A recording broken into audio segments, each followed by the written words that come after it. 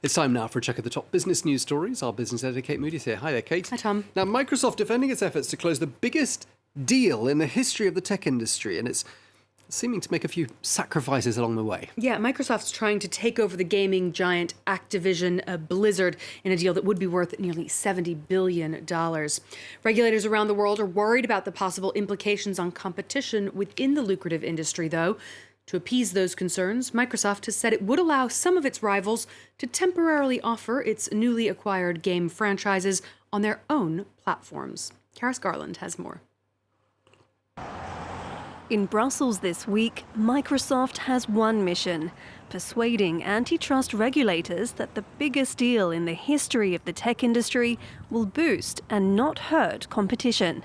To make its case, Microsoft announced a new partnership with rival chipmaker Nvidia and confirmed another with Nintendo, giving them 10-year access to games only available on its Xbox console.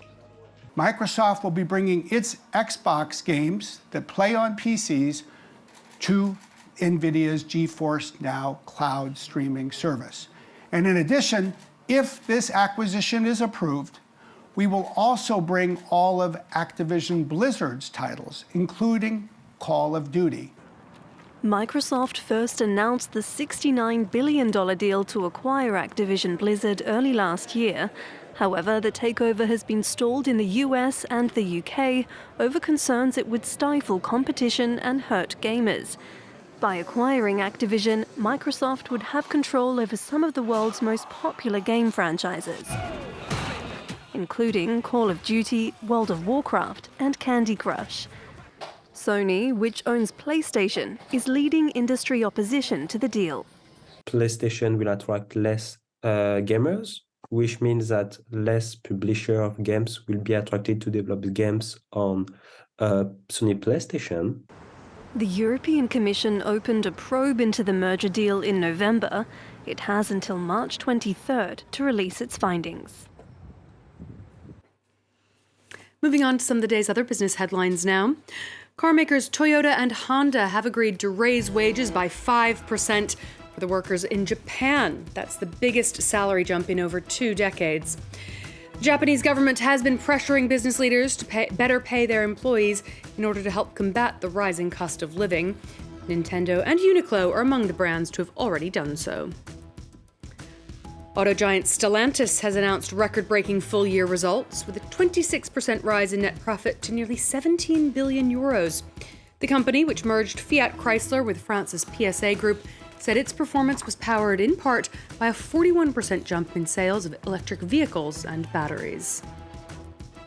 And Tesla will scale back its plans to produce electric batteries in Germany and shift some of that production to the United States. The American-based firm said it was taking advantage of the green subsidies that were outlined in last year's Inflation Reduction Act, which has sparked transatlantic trade tensions. It is the first company to announce such a major change in policy directly linked to the IRA.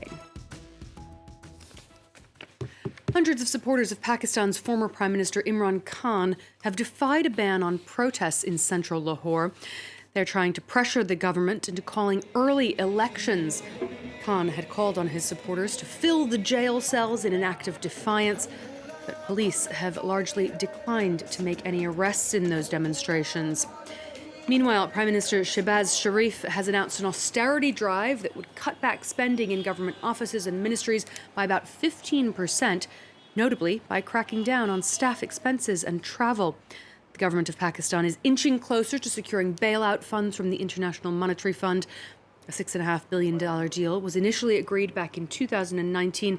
It has largely stalled since. About $1 billion could be released shortly if the conditions are met on both sides.